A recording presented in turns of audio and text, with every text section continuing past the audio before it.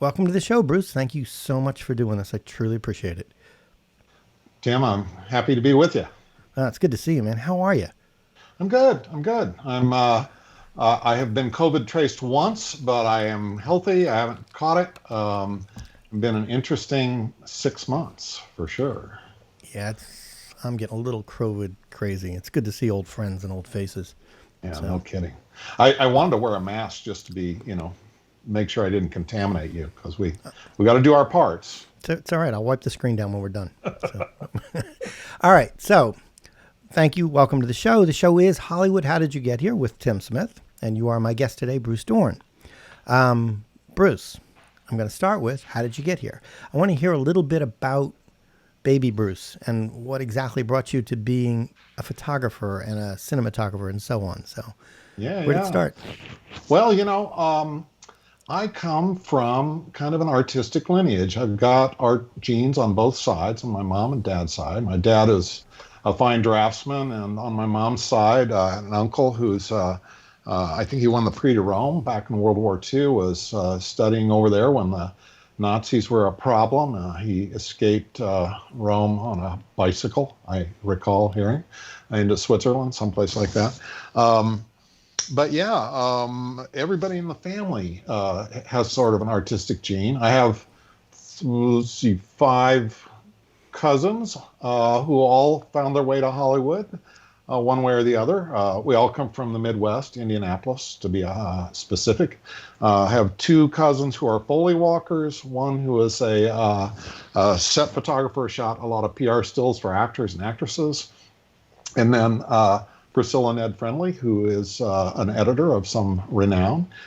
She's done a bunch of stuff. And then I trickled into Hollywood and found my way into being a director. So it was really odd. None of us, I think, had any aspirations, particularly toward working in the biz, but all ended up in it. And did have my uncle was a Broadway actor. And so, it's just kind of a weird confluence of opportunity and preparation that got us to Hollywood. But All right, so it's clearly a creative gene in your family, yeah, but you moved towards stills first. yeah, So for yeah. our audience now, just for the audience, since Bruce and I have known each other for more years than we're going to admit, I don't want to take for granted, but Bruce is a renowned world-class still photographer who has also moved into the moving image world, and that's why I asked him to be on the show. Yeah. So, and where did you grow up?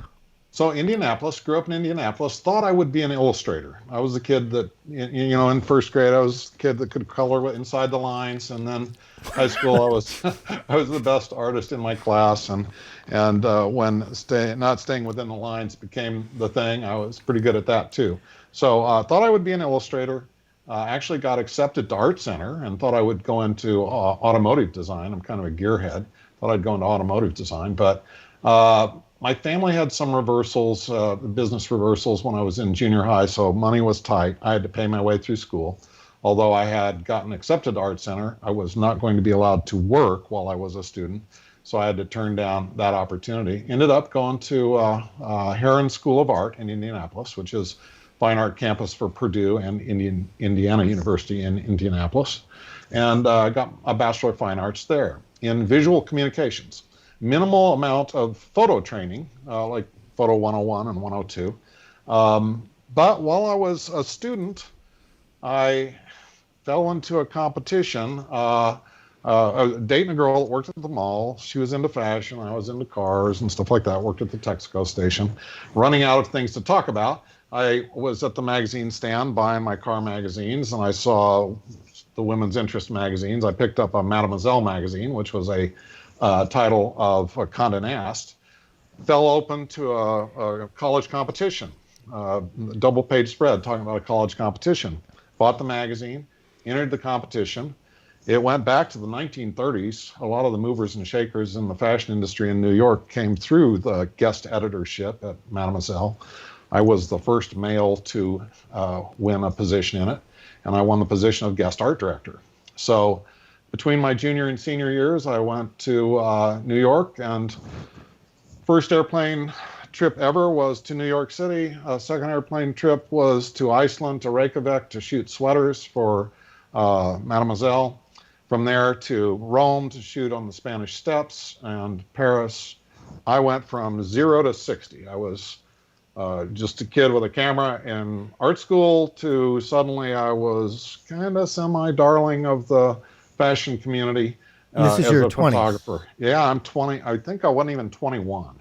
And there's a couple hours on that story, but I mean, culture shock in a major way. But I was suddenly shooting for Women's Wear Daily. I was shooting collections for like Betsy Johnson, Sonia Raquel, different designers of that time.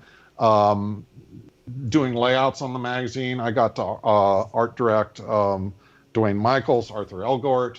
It was just crazy. And I know nothing about fashion, and I certainly knew nothing about it then, but I was kind of good with a camera and good at making women look pretty spectacular, I guess. And so boom, there I went. And graduated, went back out, shared a loft on Fifth Avenue with a glam rock band, and shot fashion stuff in the front, and we had a rehearsal stage in the back where the New York Dolls would rehearse.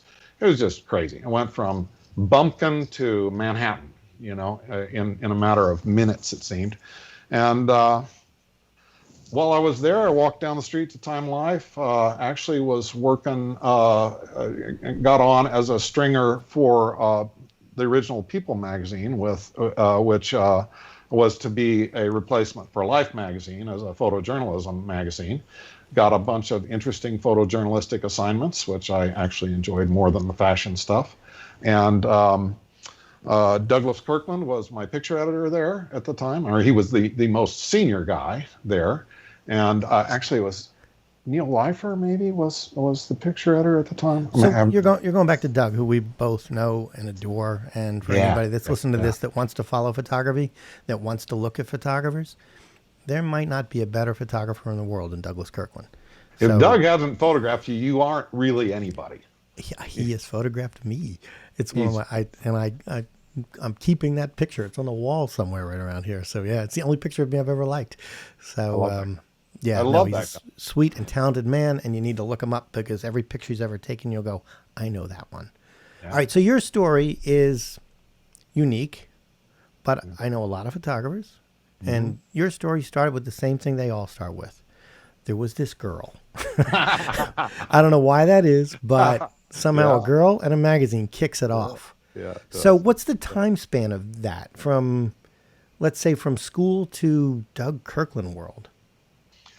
Oh, nothing. Really nothing. I mean, I literally entered the competition. I entered two competitions, the photo competition and then the guest editor competition. They picked me as guest art director, and I think I won the photo competition too. And then it was, they sent an editor out to see if I had all my arms and legs and if I was a psycho or not, just kind of check me out. And then I heard I won the thing, and boom, I'm off and shooting. I'm shooting assignments. And then the period of time, it was like, a chunk of time during the summer. It was a college summer program sort of thing.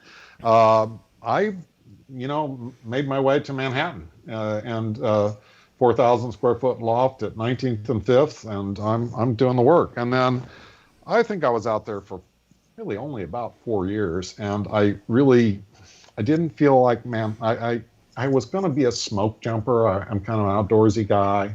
I like to do outdoor stuff, and Manhattan felt a little claustrophobic to me. It was fantastic. I loved it, but I kind of wanted to be out in the wild, be more free range. So I kind of folded my tents overnight, started drifting west, went back through the Midwest. I was offered a sabbatical replacement for one of the professors at the school I graduated from. That led to me teaching a full load at the university until I was 30. So fashion photographer, editorial photographer, ad photographer, faculty between 20 and 30. So you're a natural teacher. I've sat through 100 of your lectures, all fresh, all new, all interesting. You were what Canon USA was calling an explorer of light. You were constantly at trade shows, doing seminars. You and I worked a couple of them. Yeah. Sometimes you felt like a teacher. Sometimes you felt like a photographer. How much did you like teaching? Um, So it was interesting. So teaching was the fundamental building blocks of my capacity as a director. mhm. Because I've got art students. It's not like I'm just teaching, math or something. I've got art students, and they're all different. They're all unique. And I felt my job was to get the maximum performance out of each one of them and help them to achieve their greatest version of themselves as an artist. That's kind of what my mandate was. So I enjoyed teaching. I really did enjoy it. And I was still freelancing. I was going off and shooting underwater photography catalogs for an underwater camera housing manufacturer. And I was going on assignments. I followed the Ku Klux Klan for about 18 months for Time Life. So I had both going on simultaneously and ad work kind of things. Got married after about 5 years of teaching. My new bride, we got married, no honeymoon. She moved to Phoenix to become the creative director at Gray Advertising in Phoenix, open a new branch. I taught out my contract and then I joined her. So then from, now I'm 30 and first few years in Phoenix, there's not the same kind of still photography I was used to doing. There was more annual reports and, Right. and resort photography and things like that. So I segued into that, helped to found the Art Directors Club of Arizona as a way to suck up to art directors. And working there, I got my first opportunity to shoot motion. I got a call one day and a guy goes, "Do you shoot film?" And I go, I'm thinking to myself, I'm distractedly talking to him. Of course I shoot film. I'm a photographer. And as we're going forward, he's asking more questions and I'm sort of paying attention and saying yes a lot, which has kind of been my theme, say yes a lot. And come to learn, he's asking me if I'm a cinematographer, if I shoot motion. Right. And I had said yes so much, I was kind of committed. And now he's into, you want an ARRI package? I said, well, sure. And he goes, standard zooms and 400-foot mags. I go, yeah, of course. 400. That should do it, right? Yeah, it should be 400, and he goes, well, 4,000 feet of film work? Yeah, oh yeah, yeah, and then because we had no Google, I raced to the library, and as miraculously as it might be, there was an operator's manual for an ARRI 3C. And I grabbed that thing and I figured out that a movie camera was a still camera with limited shutter speed control. You still had aperture and you had to do all the stuff. And I figured I could do it and showed up on the job. And director was a actor's director, not a crew director, not a camera director. So you're really handling everything that's behind the lens. Everything but action and cut. And Yeah. some of the guys on the crew understood that I didn't know what the hell I was doing and were rather ruthless. And a couple of them weren't. And the ones that weren't worked with me for many, many years and traveled the world. And the other ones regretted it.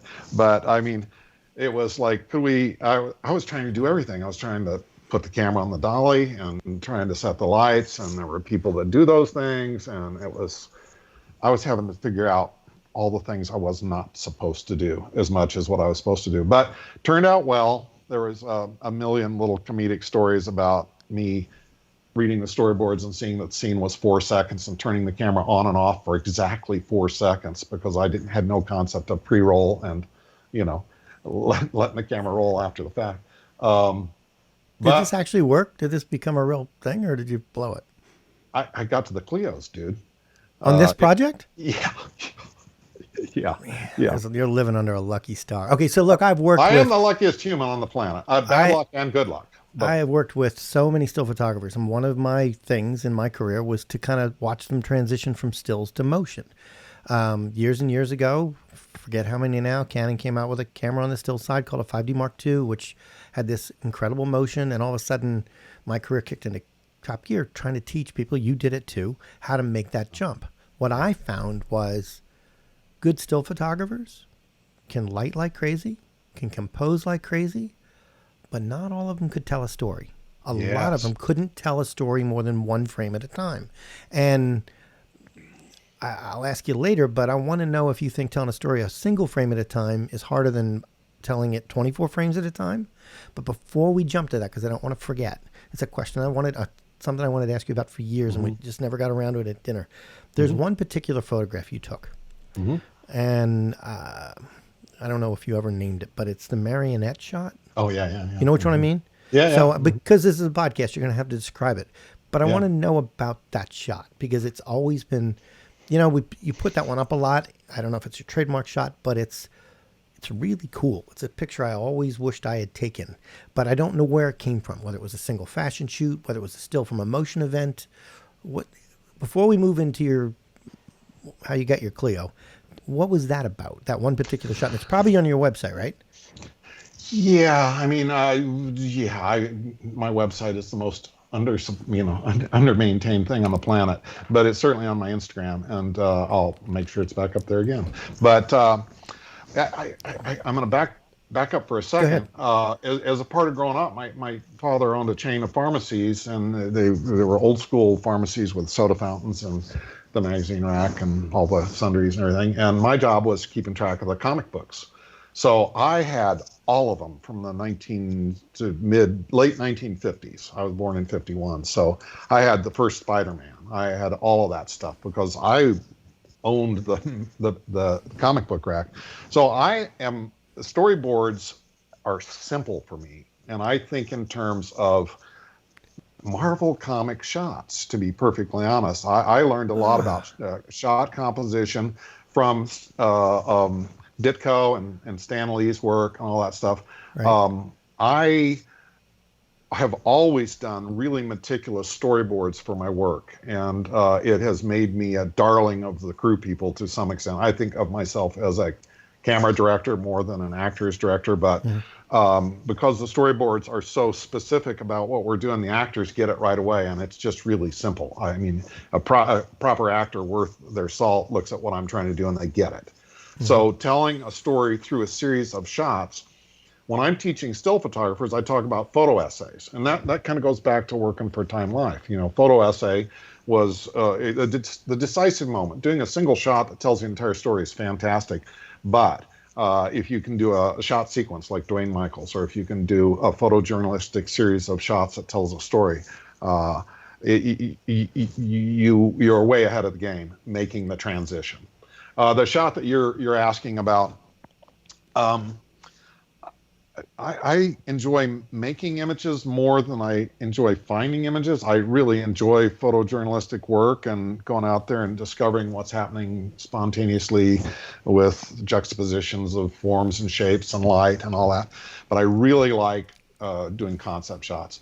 And the marionette thing was just the secret life of a marionette. And I just kind of wanted to explore the physicality of it. And I think Canon had just come out with the latest iteration of the 1DX, and I shot each. For those who aren't seeing it right now, it's a series of like 6 or 7 images of the same marionette, sort of a damaged doll, and she's got the strings on her arms and legs, and she's being puppeteered. And I don't think I was really too deeply into the concept, but it was, somebody's always pulling our strings, you can't get through life without somebody pulling your strings. And it's really how you cope with that is a big part of determining who you are. But I just liked the visual of it, and I was exploring it. So it was a massive amount of mega pickles in it, because each vertical stripe on that was, 1DX shot. And so I had hopes that they would print it, at some point, life size. But that continues to this day. I'll just have something pop into my head that's a concept that I want to explore, and then I rapidly pursue it. I strongly believe that you determine your own future by the work that you choose to do. I had some really great mentors, like when I was at Conde Nast, the art director at Vogue was going, you write and you do art direction and you photograph and you illustrate. You can't do all that. You're going to have to find a pigeonhole because the world wants to pigeonhole people. And I'm going, well, I don't really know which one I like the best, Yeah. But it was something that stuck with me, and it made me kind of, eventually focus myself into the visual side, because while I love words and I like to write, I really like the image making process. And there is no better image making process than filmmaking. It's the art form of the last century, and It so makes a difference. We watch these things, we watch shows, we watch these products, and sometimes we don't. The industry should take a bigger bow. Look, we've all been stuck in our houses for 6 months, maybe more. Who knows when you're going to listen to this? yeah, yeah, And how many of us have just survived on taking that in? yeah, It's been sports dumped away. yeah, We're watching documentaries. We're yeah. watching. I think when this world shifts, I don't want Hmm. to say new normal, any of that stuff, because who knows? But when the world shifts, it's already shifted. But when it shifts to where it's going to settle, I think people have to understand that, or should understand that it's more than just entertainment. Oh It's yeah. it's it's part of our lives. It's like that photograph. Okay, that image has been in my head for how many years? What was that? Oh 10 years gee. ago now. Yeah, easy. Yeah. And I didn't know the story behind it. Hmm. But what, you got to go to his website, which is what, brucedorn.com. Am I guessing? Yep. Yep. All right, Yep. brucedorn.com. I know it's there because I saw it the other day when I was trying to find your number, Hmm. and it brought back all these memories. It's a beautiful shot. It's interesting. My mind goes into a million different places with whether these girls are broken, the strings, who's pulling their strings, Hmm. and that's what took me to my question about: are you telling a story one frame at a time? The comic book thing makes it all gel in my head. That does Hmm. make sense. Hmm. But well, I don't know how you split your time, but you're doing motion as much as you do stills. Yeah. Commercials for people, stories, docs, all that kind of stuff. Yeah. Yeah. Do you Yeah. approach a doc or a commercial one frame at a time?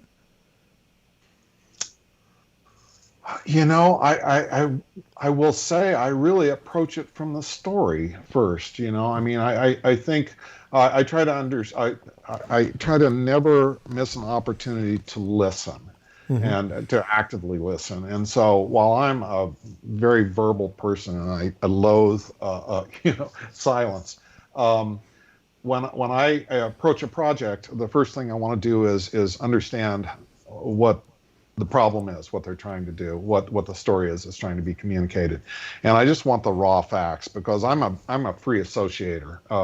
In fact, that was part of my training and part of what I taught when I was teaching was free association, brainstorming, synectics, all these kinds of creative techniques to sort of prime the pump or kickstart the Hmm. motor when you just are dry, when just things aren't really happening. So that kind of stuff is kind of meat to me, when there's a problem that needs to be solved or a story that needs to be told.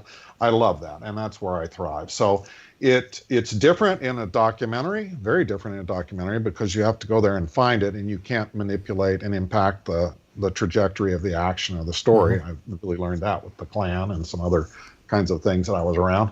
But then if I'm trying to tell the story of a corporation and their unique selling proposition, and they still haven't identified it with their, all the people in marketing and all that, nobody has ever finally figured out what the unique selling proposition is. And I can come in sort of as a hitman and throw it to me and let me work on it. Well, there's And lots of ways to do that. I mean, there's documentaries in the conventional way of saying, like the Klan, like what we're watching. I love documentaries. But that story, you don't know the ending. If you yeah, do, it's not a documentary. yeah, You got to follow it, see where it goes. If you know yeah, the last act, you didn't yeah, make a documentary. yeah, Now the corporate stuff is more like documenting. yeah, And we both done tons of that stuff. yeah, yeah. And that has its own trick and its own art to it as well. Hmm. Hmm. Trying to communicate a feature or trying to communicate a concept. Knowing what the story, what you want to tell, but how do you do that visually? Different challenge too. And I Very think different that gets a animal. little short shifted as well. Oh Nobody's yeah. sitting at home watching Netflix corporate ads, but that's a real art form too as well. So, Yeah, I did a thing for one of the contract furniture manufacturers. They came out with the first ergonomic office chair, and they were going to sell a million of them. sure. Like the chairs for airports and things like that. And these guys came in from Michigan. These suits came in, and they go, "We have this chair. It contours to you. you, at the end of the day, you feel better than when you went to work. We need to communicate that in 27 different languages. So nonverbal would be good. Yep. It needs to be understandable as a visual thing in a trade show. You know, what are you going to do with it? And I was just like, oh, wow. And we did this whole big choreography thing. I got break dancers to create a highly stylized kind of sort of Kafka-esque office scenes. And it won every award on the planet. It was one of my first hot buttons in Hollywood. And then projects like that, when they come along, when Ridley Scott did the 1984 commercial, Commodore computers had their first little color computer, the Amiga, right. And they dumped a ton of money on me to try to do something. And we did this. I built this Escher set. You know, we were on the cusp of having computer graphics, but didn't have it yet. So everything was physical builds, and we built the endless staircases and this whole esoteric crazy thing to try to answer that. I mean, he and I ended up in a story in Time Magazine or Newsweek's thing about advertising. I got mentioned in the same breath, which I thought was hilarious. But we had more money per second in commercial production than the highest budget feature film ever, because that's where all the techniques were developed. And that's kind of why I stuck in commercials, because I just loved the fact that we could constantly innovate. The expectation that was that you would do something new, and the expectation was that it's risky. So, and on a movie, unless you've got the final cut, you don't know how it's going to turn out, and it's a big chunk of your life. And to be perfectly honest, I just kind of made an economic decision and a creative decision. I at this point in my life, I'm kind of regretful that I didn't go into long form. Yep. But in commercials, I got to see my family, I got to see my kids grow up. I made good dough, and I got to do something different pretty much every day. And you know, by the time I got to Hollywood, when I got to Hollywood, it was because I was good at live action and I seemed to understand the mechanics of production. And I got hired at the biggest special effect house in the world at the time. They were creating vector graphics that led to raster graphics. Robert Abel and Associates. They were digital production, and Robert Abel and Associates. Digital did Tron with some help from Robert Abel, and Robert Abel did the first Star Trek movie. So we had all of the computer guys. I think there were like 275 plus mathematicians trying to figure out vector or raster graphics. And then they needed live action people that could direct talent to work with invisible stuff. And so that was one of my first hooks in Hollywood, was having kids that need to interact with a CGI character and make it plausible, make the kids able to do it, that kind of stuff. So storytelling and the mechanics of storytelling are kind of two things that have blended for me. Left brain, right brain kind of stuff. But ultimately, it's the storytelling. Yeah, the mechanics might make it interesting. Look, there's a generation from when we were kids that know the phrase, "Where's the beef?" and they know the phrase, "Do you feel lucky, punk?" Mm-hmm. One of them was on the screen for 30 seconds. The other one was from a feature film that was a blockbuster. But they both made that mark, that indelible mark. They both hit the mark. Yeah. One was a Wendy's commercial, and the other one was a Clint Eastwood film. It was Dirty Harry, I guess. But, it's I love commercials. I don't skip them.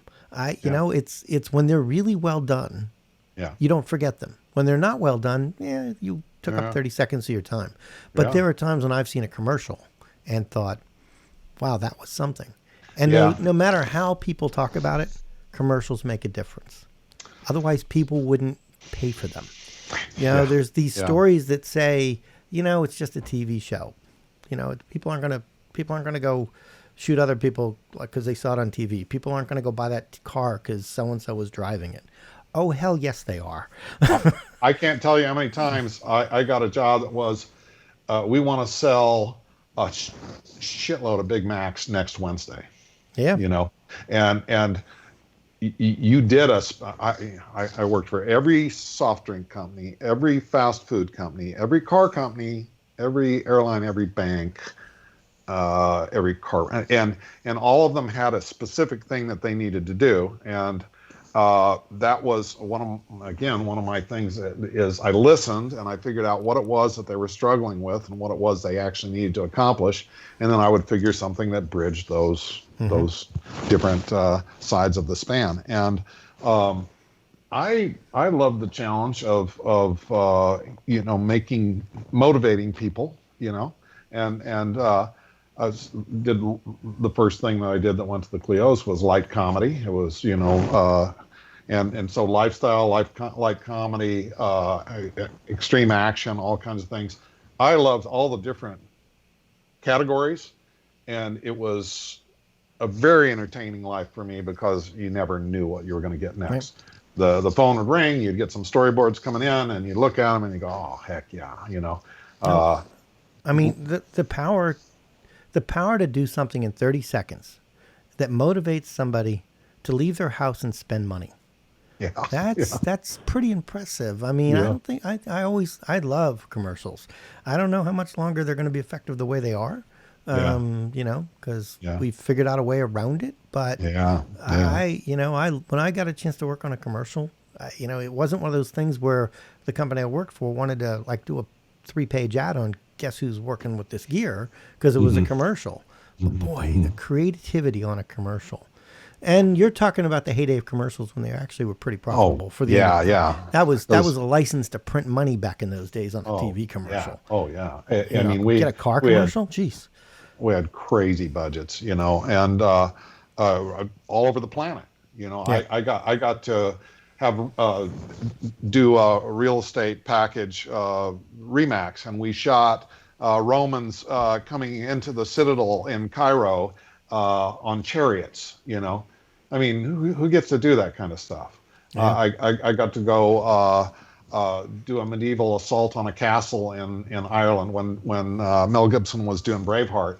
I was trying to hire whatever reenactors he didn't have to do my own thing about one king trying to get the real estate of another king. And it was big action, big stuff, and a lot of problem solving and budgets and time. It was really great. And it was interesting to be at the effects house in the capacity I was, which was a live action person that is actually paying for all the research and development that led to the creation of the raster graphics that gave us the dinosaurs in Jurassic Park, the math. Somebody had to pay for that. I was one of the guys helping to pay for that. And then when it came time to blend people with stuff, first mocap stuff, we did the first mocap stuff where we brought in some dancers and put them in dance skins and went down to the Office Depot and got those Avery dots and put them on all of the joints. And then I remembered from high school drafting class that if you had a top view, a side view, and a front view, you could describe any 3D object. So we had 3 Mitchells set up, and somebody went out and on the dance floor and did this movement, and then they went in and tracked each one physically, mechanically, to get the first wireframe animated skeleton onto which we could put a monkey or whatever. And that led to the 25 cameras on the face, getting all of the subtle actions of circus, like Andy Circus. But all of that stuff started like analog ended and CG started. I built giant spaceships, and then we made 3D miniature models of spaceships. I like the analog era a lot. I think we're a long way from that. I think that one of the things that's happening today, tonight, tomorrow morning is COVID has sped up the virtual set designs, the in front of screens, the actors on a stage that have never been to the Coliseum being plopped in the Coliseum without all of that work, essentially, with a huge high graphic screen behind them. Everything is blended. Everything is right there. We're buying and believing all of it, which is wonderful because that's the point of storytelling. But it's going to be a different world. It's a different world. It's a new challenge. I was watching the behind the scenes on Mandalorian with the volume, with the gaming software to be able to make the LED screens in the background light up. LCD. make them light up as the camera moves around, the virtual reality stuff. And I'm going, yeah, because I saw that coming 25, Yeah. 30 years ago. I said, we're going to have synthespians, we're going to have virtual reality way. And we were trying to figure out at that time, you have to interact with this object, so we have to have the base of the giant robot, but we can build the rest of the giant robot. Or here's the walls of the Coliseum, and then we'll add the grandstands beyond that. Being there when all of that stuff was going down was like eating candy all day. It was just, and I sense it's an important time right now. In difficult times, interesting things occur, and one of the things, well, I hear from one side of the geopolitical spectrum, I hear people saying that the arts are frivolous and we need to spend more money on something over here. There's one thing that AI and robotics can't really do, which is random, creative, crazy. And, I think for the first time in history, it may be really not that stupid to get into theater, or to get into theater design, or to get into art, or get into music composition. Getting a degree in musical composition.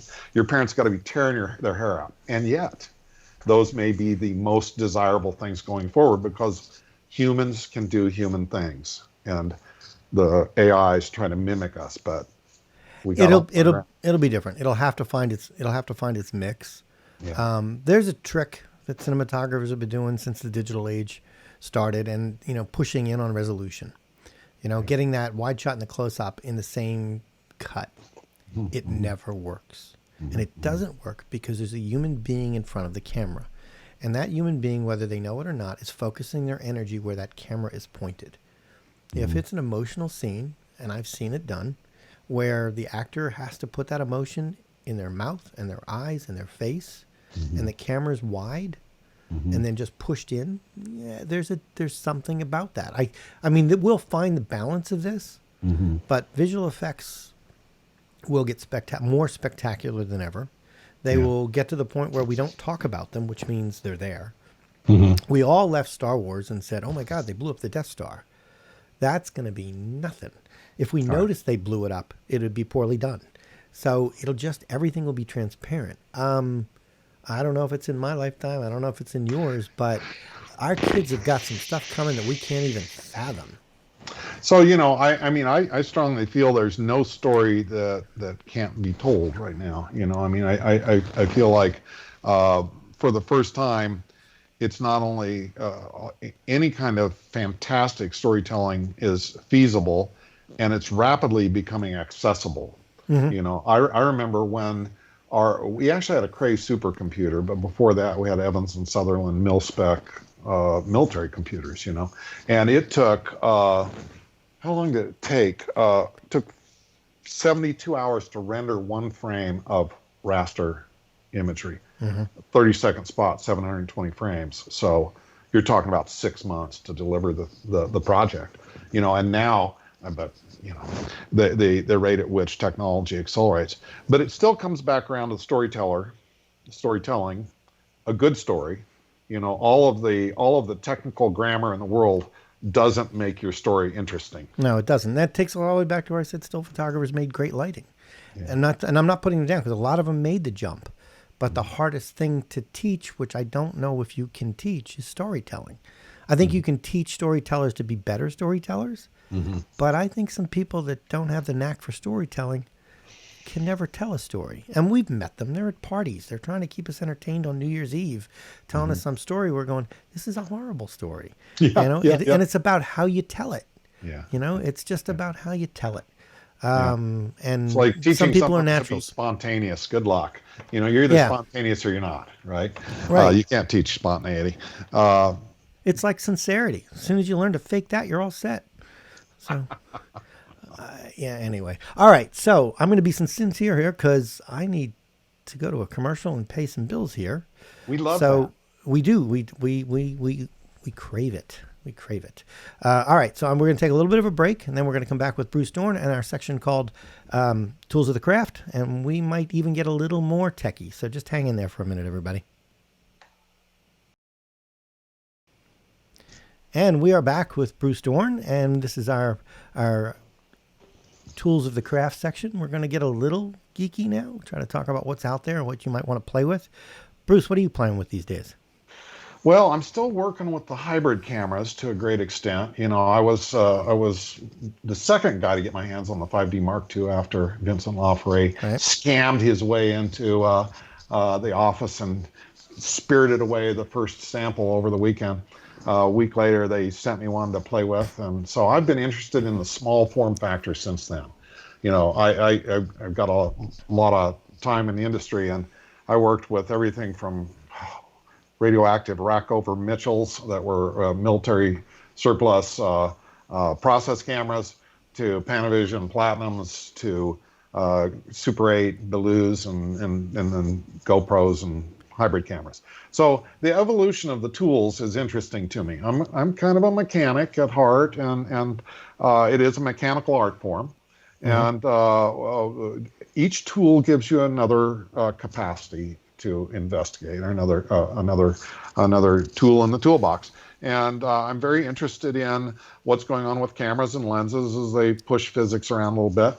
Lighting has always been a great differentiator for me. I didn't studied the Dutch masters, but I'm an artist and got a degree in fine art, and so I got art history and Caravaggio and some of the real greats. They struck me. And then W. Eugene Smith. Lighting something with a lantern. I think he was one that said, "Available light is whatever is available." As the technology of the cameras has evolved, and ISO has become such a flexible component. When I was first shooting film, you had ISO 25, ISO 64, maybe 400 would be very sensitive low light film. Now you can, the ISO of the digital cameras is such that you can shoot in any kind of light. But just because you can doesn't mean you should. That's what we're about to go do, just because you can. Now, all right, so we can do 300,000 ISO, 4 million on a particular camera that Canon sells.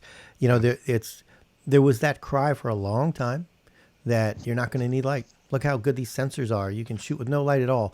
And Nonsense. there's some signs of time and a place for that, but I never found the art for it. I'll tell you about one film called Blue Jay that was done on a Canon's ME20, which I think just got the Emmy. Because it had a 4.5 million ISO sensor, and it was the Duplass brothers, a lot of actors you'd recognize. It was a love story. It was a narrative. And the plan was to shoot with whatever light you had whenever you had it. That was it. Yeah. Everything was either flip a switch on a light or stand under the lamppost and shoot it. Good story, good acting, carried along, but still felt like a little bit of a gimmick because of the way it was done. Probably going to get in trouble for saying that. But I love the story. Just to say, it's worth watching. It's called Blue Jay. It's on Netflix. Go watch it. I guarantee you'll like the story. But there are no commercial lights on it. And I don't think that did the story a favor all the way across the board. There are certain scenes where there's a certain amount of intimacy and realness because there's not a ton of light running around. And there are certain scenes when you miss the dramatic. The lighting isn't as dramatic as the acting, so to speak, and it mutes the acting. So would you shoot without light ever? I mean, if without lighting, let's put it that way, without lighting. Well, a lot of the documentary stuff, very often I don't have an opportunity to. Yeah, so I have to have the craft. But when I first got to Hollywood, I got there as a director, not as a cameraman. I mean, I consider myself a cameraman, but I've been in the guild since '84, and I was at a big effects house, and our hook was we're the best. So I got to work with Bill Fraker. I got to work with Jordan Cronquist. I got to direct with Dick Klein. It was like going to school every day. These guys are absolute masters, and Jordan in particular. He was doing Stop Making Sense and had just come off Blade Runner when we started working together. And I got to work with his son Jeff Cronenworth. Jeff was a camera assistant on some of our jobs. But that whole shoot, every time I looked over there, I swear he was had a red S on his chest and had a cape. It was hanging out with heroes all day long. Some of these guys.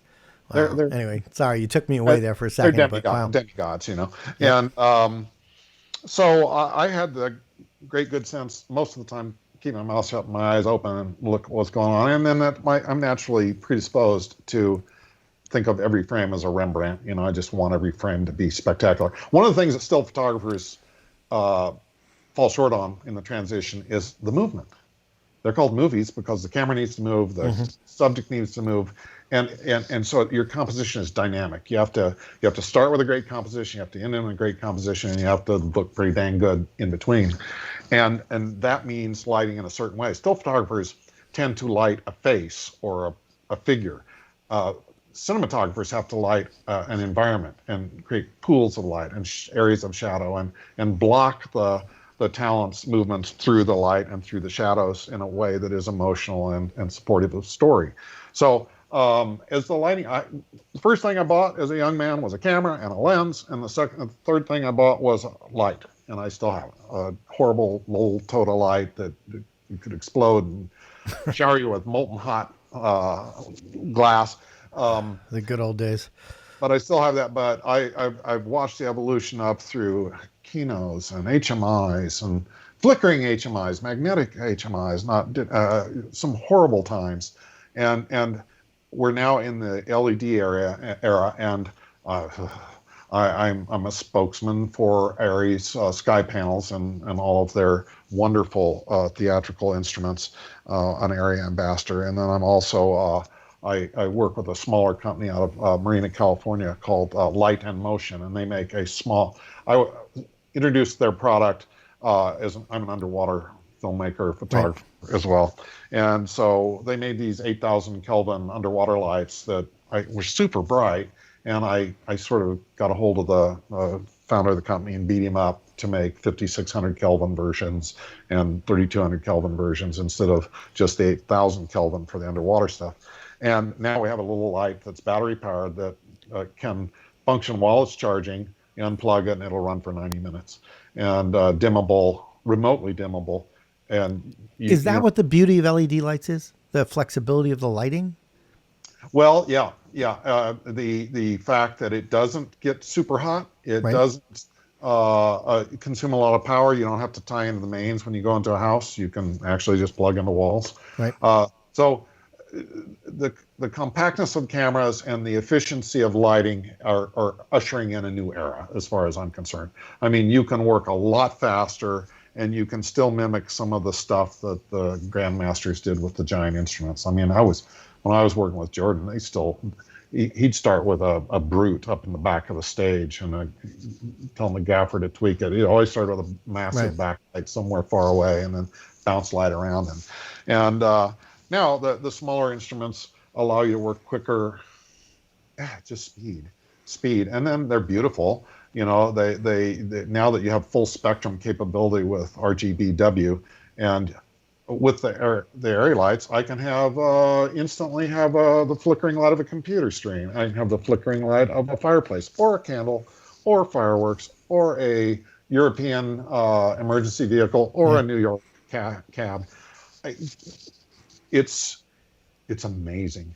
And I don't know if what kind of light do you want now? I mean, the science between lighting and unlighting has changed.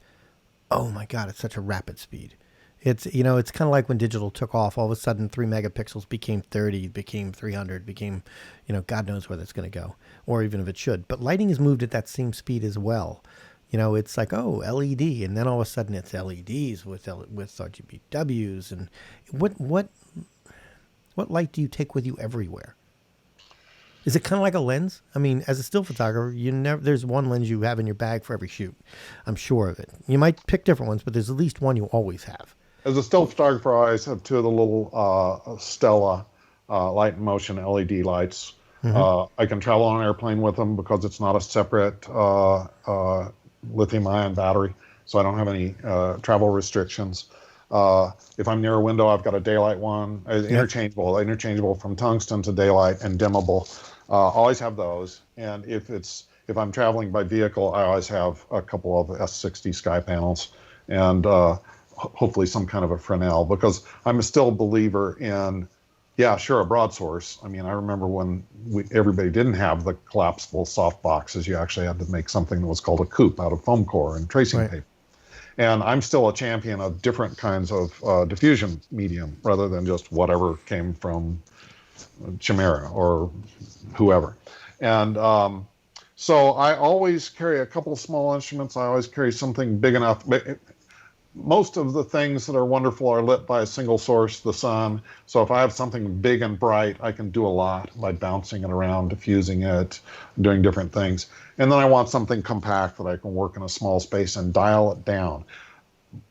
I would say as a documentary shooter or somebody trying to work subtly and quickly, my goal is not to recreate lighting, but to sweeten the light. So if I walked into an environment to shoot with you, there's a window, there's a sconce, there's a practical over here, there's different things going on, but you're going to be at a certain point in the room and I want the light to be particularly sweet where you're at.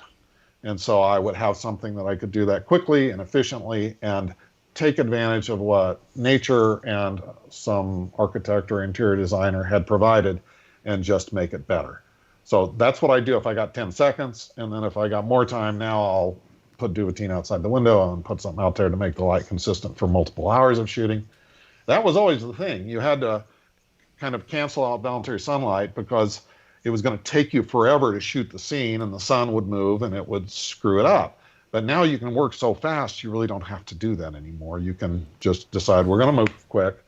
The sun won't outrun us, and we'll still make it look good. So there was this thing that I was starting to get into right before the world went nuts. So, January, February, a little bit in the late last year, I went to this seminar that was being taught by Richard Crudo, ASC, super cinematographer. Actually, he's already been on the show, so if you want to hear about Richard, look in the archives.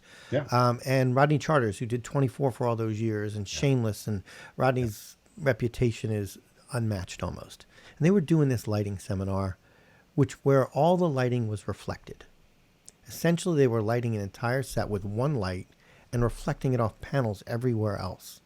Mm-hmm. And it was really fascinating. I've not wrapped my head around it yet. Mm-hmm. I saw it work. I know that the concept is brilliant, but it makes me rethink all of these things. Have you heard of this? I know as a still photographer, as a motion, we always bounce something somewhere. We're always looking to reflect somewhere. But this was literally sort of, how do we have one light, find 10 different sources by bouncing it off these really super reflective lightweight panels that don't need to be plugged in. And it was really beautiful. Yeah, it's playing billiards with light. It was. And I saw that with Jordan. He always started with a really strong backlight. Like look at Peggy Sue Got Married or Blade Runner or any of them, and always starts with something in the back, and then start bouncing around, and you start to look. You can reverse engineer a lot of imagery by just looking at it, and particularly looking really close at the eyes and seeing where the reflections are mapped in there. But I think the greats are minimalists. They may use really big instruments, and they may have a lot of people to move these panel reflectors around and different types of diffusion. So it's not something where they're just not putting in the effort. It's a less is more thing. It's like a haiku. It's like a lighting haiku where it's don't get me wrong, minimalist. this was more effort than traditional. Oh yeah, that's hard work. To do it this way. And the whole time they were setting it up, I thought, because I got there early. And it was like, I don't get it. And I'm glad I stayed. And then they kind of flip one light. And then, boom, that stage comes to life with a spot hitting exactly where it needs to hit. And another one behind her head. And the book she's reading gets its own little key light. And it was brilliant in a completely different way. And when the world lets me out of this house, when I can climb out of this camera and do other things, that's what I want to focus on a little bit, is lighting, LED lighting in specific, and reflective lighting, and the combination of those two. Because I think you can get a lighting package down to next to nothing. You can get power use down to next to nothing. Absolutely. You don't have to pretend you're sitting in an oven all day long, sweating your ass off with all these lights. I may be long gone by the time they work out the whole science here, but there's a day when somebody's going to flip a light switch and a stage is just going to light up, and if somebody pulls the plug, the stage will go dark. And I still see it in still photography as well. In still photography, I was never a flash fan. I was never bounce flash. I always wanted hot lights. There was something about flashes only go off for a split second, so my brain doesn't see them the same way as ones that can stay on. So I can kind of, okay, that's what it's going to look like. I always never really understood exactly how you prevised a flash, but Yeah. I could do Yeah. I mean, you did. I mean, you could. You're a master still photographer. I worked for a manufacturer where I pretended to know what I was talking about, and you actually had to do it. So it's a different story, but hot lights were easier for me to comprehend. So, In what? the early days, I'm jumping on that Yeah, for a second. yeah, So I learned to work with strobes pretty early because you could at least control the intensity of them. Hot lights, you couldn't really turn them down. You had to drop wire yeah, in and yeah. reduce. So changing intensity while keeping them the same distance, because you move a light back and it gets dimmer, but it also changes character. So learning to light with strobes is kind of learning to light with theory, and then if you've got the theory, now it transitions to everything else. So by the time I got to continuous light, it was like, oh, this is so much easier because I actually see what's going on. But the struggle was getting it to the point where you could dim it without it being something that physically got you burned, you know. Yeah. And then another thing, just jumping into when you were talking about when I get out here and I'm going to go, one of the things that I do when I'm teaching is I have an exercise that I call creating a scene from a movie, and the marionette thing was kind of like that, but I've done a series recently where I was inspired to hear that um, Margot Robbie has optioned Tank Girl, and she's going to redo Tank Girl. And I remembered that movie was really weak in the 80s, but the graphic novel is interesting. So I created an action character, and I started doing essentially movie posters. Or Hmm. I'll like to do a scene, kind of like Nighthawks, where you got this real moody scene in the streets of New York or something. Go out. That's a great exercise for still photographers or just photographers in general. Imagine a scene from a movie and go create it. You don't have to do the whole movie. As a still photographer, if you take on the task of learning that, you're learning a lot of the grammar of filmmaking by just trying to do a scene. Yeah, And deconstructing scenes that have already existed. yes, yes, and get into color theory and all that stuff. Yep. So that's something that I'm exploring right now as some color theory projects. So Well, let me do a shout out to some of the people that are listening. Okay, so Richard Crudo, who we just mentioned earlier, has a blog where he has saved every note from everything he's ever touched, I think, and he's got all these diagrams. It's a fascinating blog that he started during COVID, where he's deconstructing famous work about how it was lit and how it was shot. love to If see you that. really want to dig into something while you're sitting home on your computer, try his normalexposure.com, I think is what it is. If not, look, we have a site to support this show called The Art of the Image with Tim Smith on Facebook. I know it's posted up in there. Go to that one too if you want to see it. But check out Richard's blog on that too. It's a great place to learn these kind of things. What else are you playing with? What are you doing in for cameras these days? Well, I think there's 20 cameras that have come out in the last 6 months between the yeah, yeah. Canons and the new Alexa, the new Reds, the 12K Blackmagic cameras. There's a ton of stuff, and in the normal world, we would have played with all of these by now, but we can't. So, what are you thinking of those things? Well, I'm grinding on my friends at Canon to get me some of these latest samples of the Cine EOS cameras to play with. But in the meantime, I'm doing more with the hybrids. I was in a focus group half a dozen years ago about lenses, and it's clearly led to the RF series of lenses that have recently been announced. I'm shooting with the R5, and in fact, in a couple of weeks from the time this is recorded, I'm going to be out on some of the classic movie locations in southern Utah doing a Western Hmm. music video, and it's kind of a 1870s Romeo and Juliet, the little senorita on the south side of the Rio Grande, and the cowboy who loves her, and the disapproving parents. It's kind of a Romeo and Juliet theme. And I'm going to be exploring color theory on it. We're going to be doing some classic day for night techniques, and I'm going to shoot it with the new R5, unless something else lands on my desk. Hint, hint, Uncle Cannon. If there's something else that you want me to thrash, I'd be thrilled to do it. But I'm going to go out There there. wasn't a time when telling me that might have helped, but now forget it. But I will tell you the stuff that I saw before I left just recently, spectacular. I mean, the autofocus, the eye focus control, and the RF mount, this new mount, which is a tough swallow for an industry. You and I live through mount changes from time to time, and it's painful. It's Yeah, painful for the end user. It's painful for the manufacturer. So Canon went from an FD mount to an EF mount and now to an RF mount, and that can be a challenge for anybody. but the advantage is going to this RF mount. What it can do for the glass. You know, Oh, the yeah. camera itself they came out with was good. They always are. The RF glass is a whole new level. It's Just a whole spectacular. new level. I mean, this summer for me has been a cowboy caravan kind of thing. Everything has been cowboy, cowboy, cowboy. I've been doing workshops and working with wranglers and cowgirls and doing environmental portraits and all kinds of really Yeah. interesting stuff. And so a lot of action. And of course the auto, you know, I hate to sound like a curmudgeon, but gosh, it's all so good. You know, the autofocus that can track an eye and, oh, not that eye, tap on the other eye and it will Oh, track that one endlessly. You know, or object tracking where it recognizes that you want the hand going up and down the neck of the violin and it will track that one hand. And so, you know, trying to adapt traditional techniques to new technology is fun. I find that very fun and entertaining. And I just look at these little cameras and I go, this just about is an IMAX camera. If I can make this 8K work, I just about got an IMAX camera in my yeah, hand. you do. You You know? do. And it's Look, mind-blowing. I've worked on IMAX projects, several of them. I worked on with an IMAX cinematographer named James Nyas. We put one on the space shuttle, sent it up into space. We put one on the Hubble. When we did the Hubble piece, we did it with an HD 420 8-bit. I don't want to get too into the weeds, but that's not good. Yeah. And blew it to 70 millimeter film for projection. Yeah, the tools you have for that are crazy good. Hey, you know what? Let me go to autofocus for a second, because you're, you know, I'm not gonna, you know, you already told everybody how old you are, so you're old school. How do you feel about autofocus? Man, the fight was huge with photographers and with motion people to ever touch an autofocus camera. You seem to have accepted it.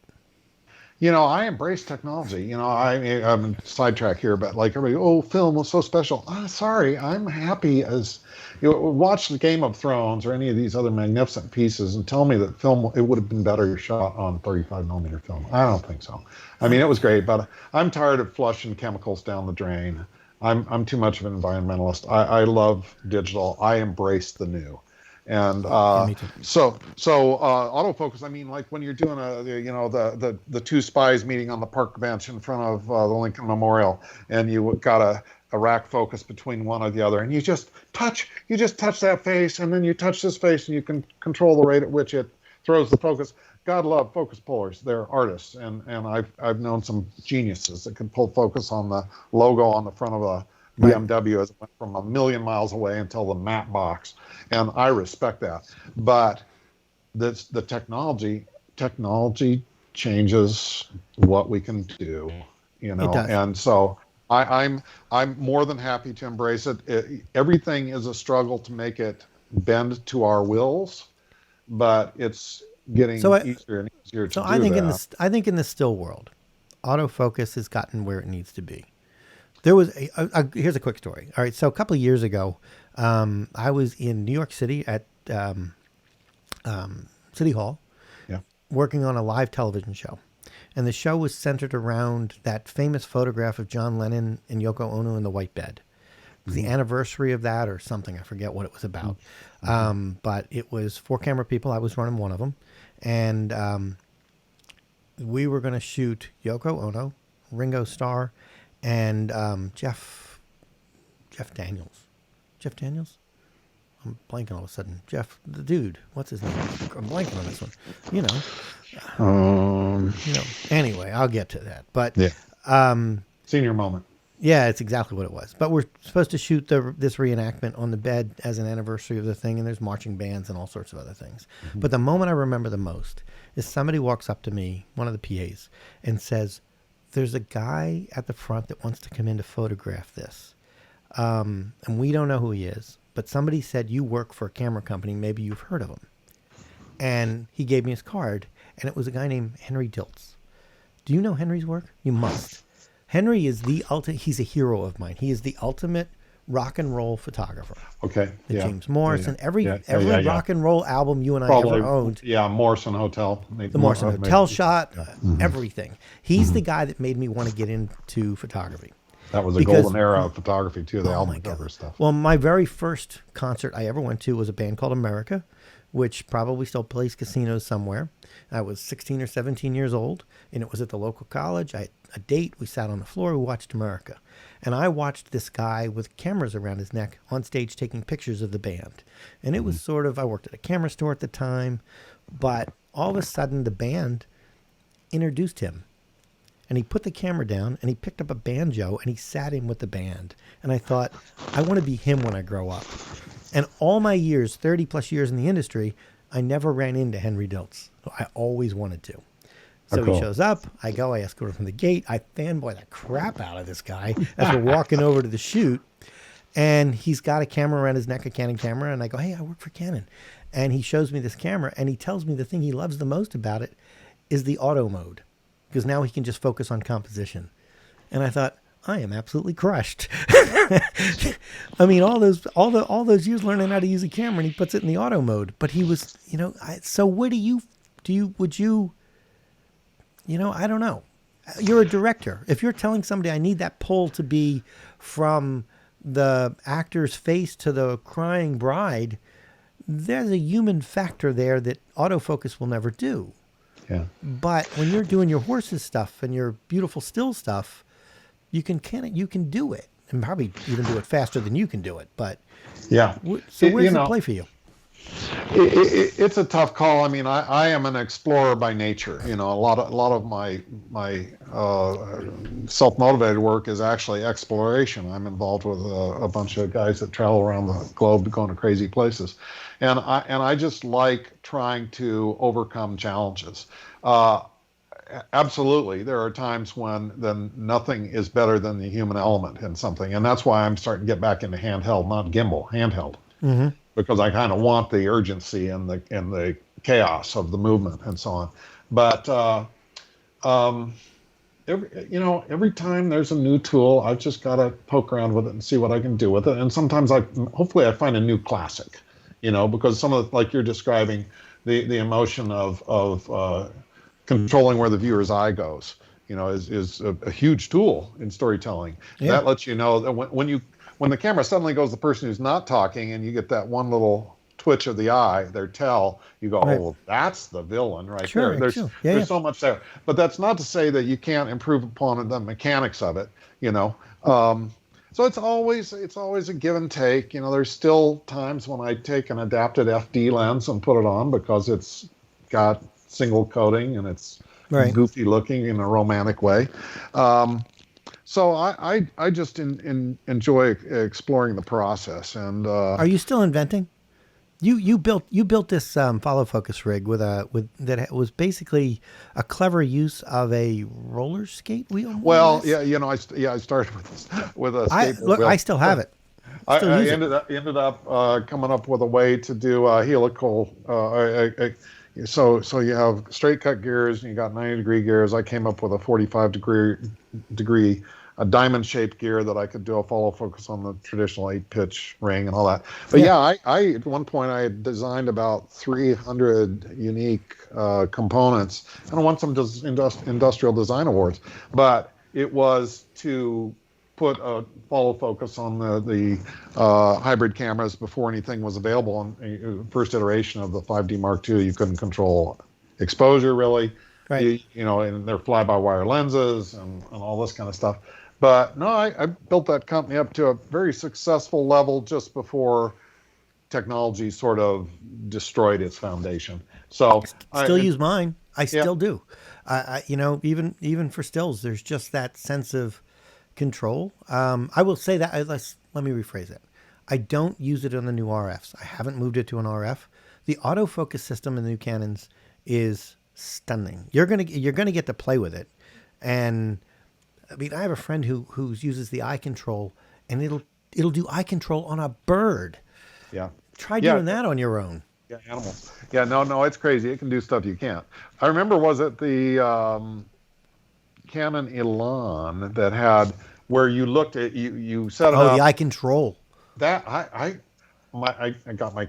shot another brand, and I got my wife a Canon so she wouldn't steal my lenses and stuff, and she was trying to set it up and she couldn't figure it out, and I got it. And you basically looked at different places in the frame, and then it tracked your pupil. Right. You And followed your pupil then after you calibrated. after you got it calibrated, wherever you looked in the frame, that was in focus. And I went, what happened to that? I thought it was great. Well, we moved it Just to a still camera. We moved it over to a motion. We started in a still camera. We moved it to the motion side. I want to think it was called an ES 500 or something like that. A little handheld high 8-piece. And that was back in my days.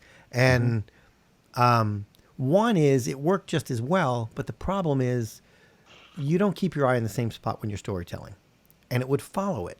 You would catch something in the corner of your eye, painting in the background or something. right? Or you'd see movement from another character or whatever. So that would sort of throw you off.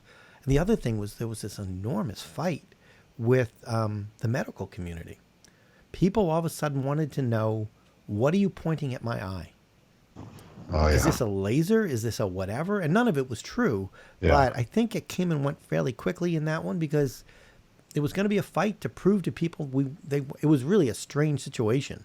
But the bigger thing was that it didn't really adapt itself to motion. Great in The stills. way it did to eyes, it was great for stills, but on the motion standpoint, look, if you're, and you don't want it on your vacation cam when you're walking down the beach and your eye wanders to the other girl on the beach. So, it was, and your focus shifts. So there were some strange stories, but it was a funny eye control. I remember the eye control camera. I want to say it was a 500. Wish I'd kept that one. It would have been a classic. So, but it did work. Did everything we said it was going to do. So, all right. So we are probably running long, and I hate to end this, but I kind of have to. Thank you so much. It's not easy to get legends to show up on this. I truly appreciate it. I miss Thrilled dinner. to be here. I miss the dinners, man. I miss the time. I miss having these conversations when there was nobody around. So I really appreciate doing this. You look great. Nobody can tell because it's a podcast, but trust me, he looks great. I hope our paths will cross again. So Absolutely. Any closing? Anything you want to? Any goodwill for the world or something? Buck up, get out there, create. We'll get past this stuff. But if you have a creative outlet, exercise it. If you don't, find one. That's what makes life worth living. It's not a dress rehearsal. All right. And for my audience, look, we have a rule on this show. We've had it since day one. We don't really talk COVID, at least other than to reference it, and we don't talk politics. But this show will air in a couple of weeks. All I will say is go vote. Vote for somebody, vote for your choice, but go vote. Bruce is going to vote, and I'm going to vote, and you should vote too. So, don't let the country run you. You get to run it. So, right on. Anyway. And I'm going to say vote on election day. I want people to get out there. I know it's kind of it's a big ask. We're getting political. But I want you to go out there on election day. I just want you to show up on election day. He wants to go take pictures of it. I don't care where you vote. Just do it. Just be a citizen. Play your part. All right. So thank you so much, Bruce, for coming on to this. I really appreciate it. I'm more than willing to do this again without even recording it. I love talking to you. So I appreciate you coming in. Next time I'm over on the left coast, I'll come grab you and we'll go get a meal sometime. Oh, you know what? We'll do this in studio next time. That would be fun. Soon as we're allowed to, let's go in studio and do this again. So I really appreciate it. Sounds good. All right, everybody, just hang on for a minute and we will be right back.